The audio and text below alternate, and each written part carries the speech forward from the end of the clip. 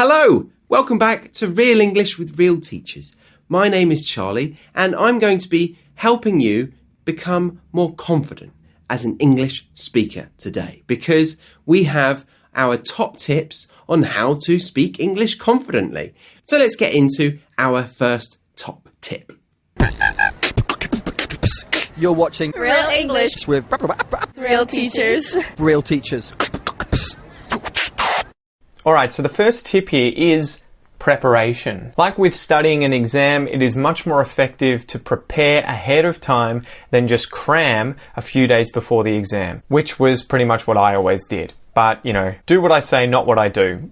So make sure that you're studying on a regular basis, that you're preparing yourself on a regular basis. There's no secret formula for getting better at a language like with getting better with any other kind of hobby or activity. You just have to put in the time and improve things. So confidence comes with being able to communicate effectively and clearly in English. There are two aspects to communication: sending and receiving information, i.e. speaking and listening. Therefore, in order to prepare your English and to build confidence, it's incredibly important that you work on both listening skills and speaking skills together. It's not enough to just have one of these that are leveled up like crazy and the other one all the way down here. They both need to be on par at a good level. So ask yourself these questions. What's your current plan for improving your speaking and listening comprehension in English? How long do you want to spend studying each day where it's still going to be fun but also effective? Which topics do you need to understand and to speak about on a regular basis? Which areas or topics in your English listening and speaking are the weakest and need the most work? What kind of content can you consume in order to build up the vocab that you need to understand and to use in these topics? Lastly, as we went over in the How to Build Your Fluency episode, make sure that once you've asked yourself these questions and you start to structure a study plan for yourself, aim to make it fun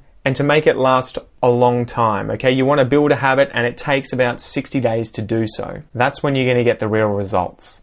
So the next tip we have for you is moving away from the logistics of your studies and structure of your scheduling, and instead we're going to look inwards. We're going to get the Tibetan bowls out and do some chanting and ask you, are you everything that you imagined you could be? Okay, I won't go that far, but I do want to ask you why you think you lack confidence in your English. Is that lack of confidence warranted? Meaning, is it logical or fair to have that lack of confidence? I mean, considering you can understand this video means you have already achieved a huge amount of success in your language learning journey. So why don't you give yourself enough credit for what you've achieved with your English? And I'm guessing because you're watching this video, you only focus on what you still want to achieve. Am I right?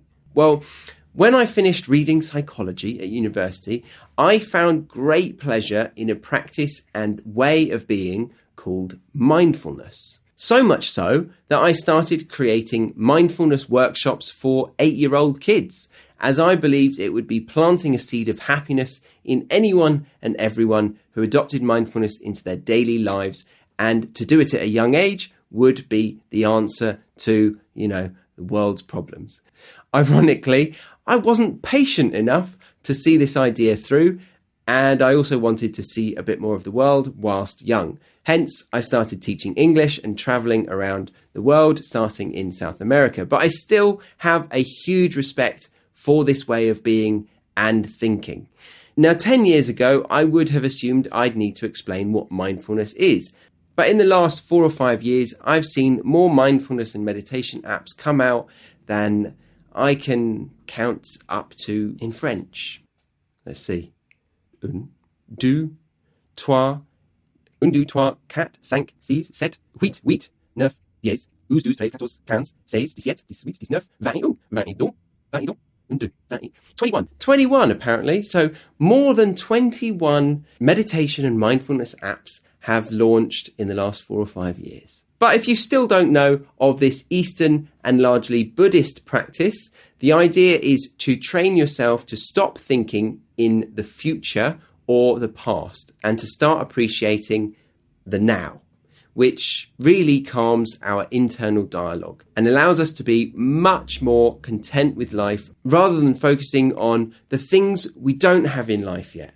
That thing we did wrong in the past. The worry that you're not good enough for the thing in the future. All of these anxieties become less intense, and this is why mindfulness, if done right, is something we can use towards gaining confidence in speaking a foreign language. Personally, it really helped me feel more grounded in life, meaning well balanced and kind of more sensible, less erratic in my decision making, I'd say.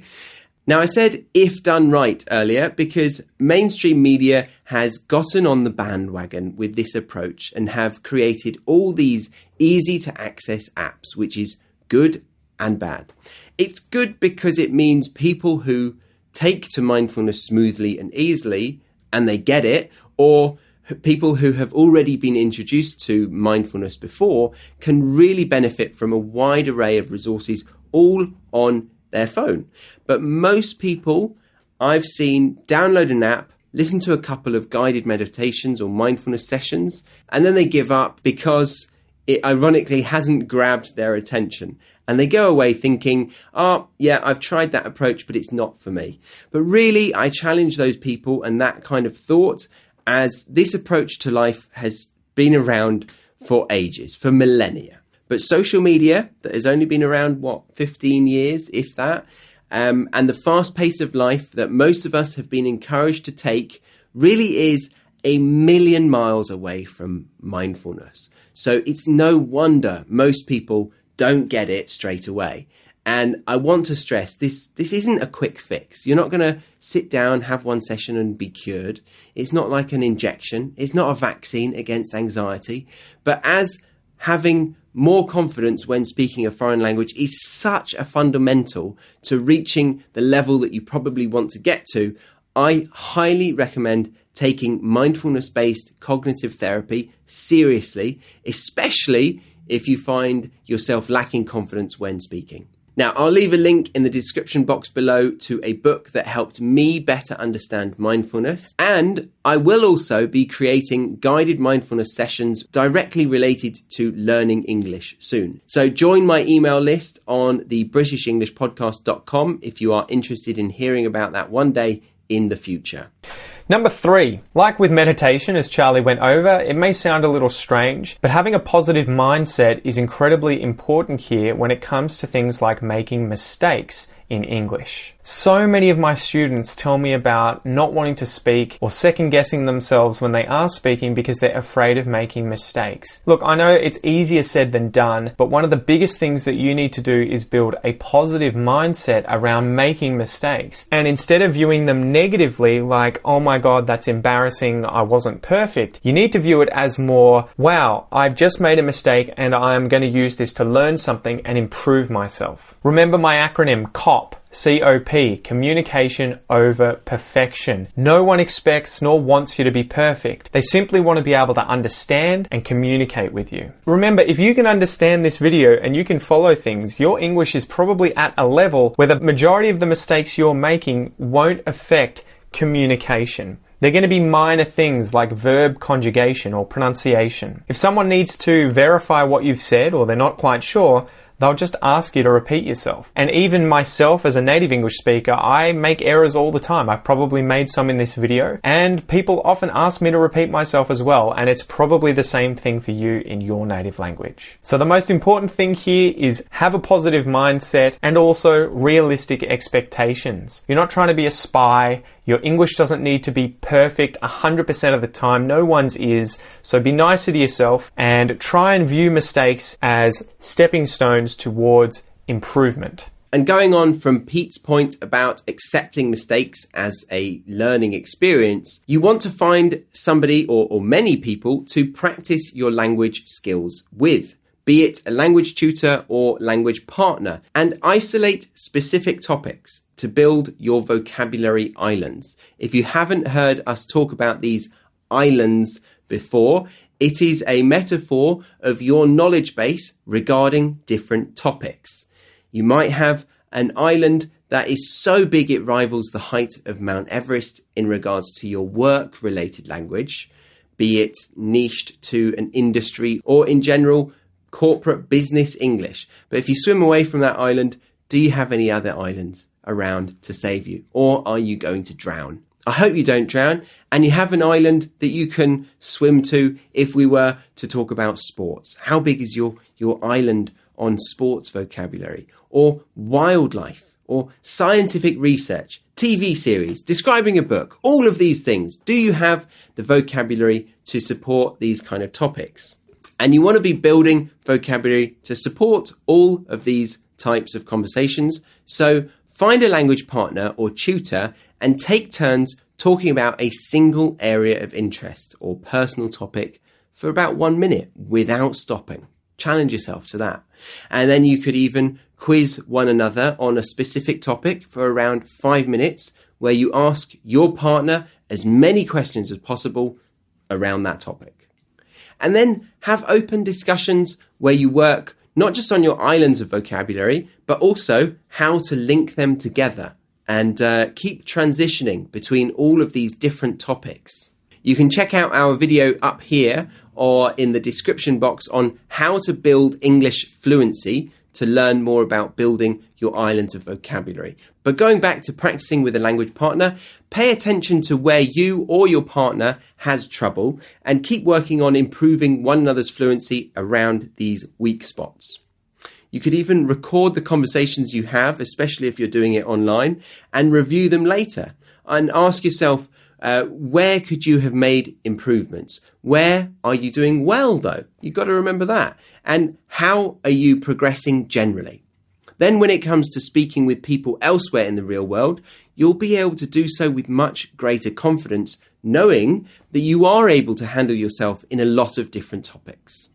All right, point number 5, pronunciation. Now, we've talked a little bit about this in the previous videos on how to improve your listening comprehension and your fluency in English, but pronunciation is incredibly important when it comes to confidence, when it comes to speaking confidence. Why is that the case? A big part of why a lot of the students I've had in the past lack confidence when speaking English is because they're worried that people aren't going to understand them, or they're worried that people are going to ask them to repeat themselves and that it's going to be embarrassing or an awkward situation. The key here really isn't to shy away from those situations, because ultimately that just leads to you speaking less English. The key here is to keep working on your pronunciation. It's something that you're going to have to do for a very long time. It's something that I do in both French and Portuguese. It just never ends. It's kind of like going to the gym. You can't just do a 12-week transformation where you work out and you eat healthily for 12 weeks and then you just get to keep the body that you get at the end of that and your fitness for the rest of the time. For the rest of your life, you pretty much have to keep going to the gym and eating well. It's the same with pronunciation in a foreign language. It's something that you need to pay attention to and practice on a regular basis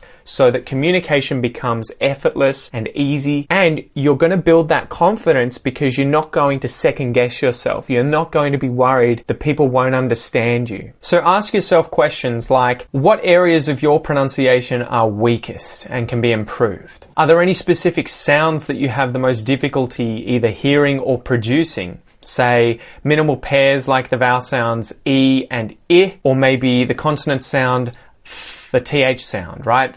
And V. How are you practicing your pronunciation? Do you have a plan? Do you have a tutor? Are you getting feedback? Remember, your goal here doesn't need to be to sound like a native speaker or to develop some perfect accent. You're not a spy. Your goal here should be to be able to communicate clearly and effectively. And when you focus on it like this, what's going to happen is you're going to build a lot of confidence and no longer be second guessing yourself when approaching people and wanting to use your English. Lastly, tip number 6 to build your confidence in English is to find speaking practice groups. Now, before COVID, the platform Meetup was really popular, and I'm sure they will be again when life returns to the way it was. And in fact, a lot of Meetup groups have continued with virtual sessions, meaning that even those who aren't in a big city can hop on a virtual Meetup and enjoy speaking with people for free. It's also a safe space for practicing your English, as everyone there is there to do the same thing.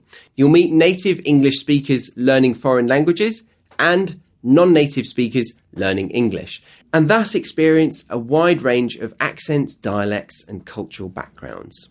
They're also a great way to practice self-introductions, small talk, and having conversations with strangers, and learning how to smoothly say your goodbyes at the end of the night, which natives still struggle with every single time we leave a party.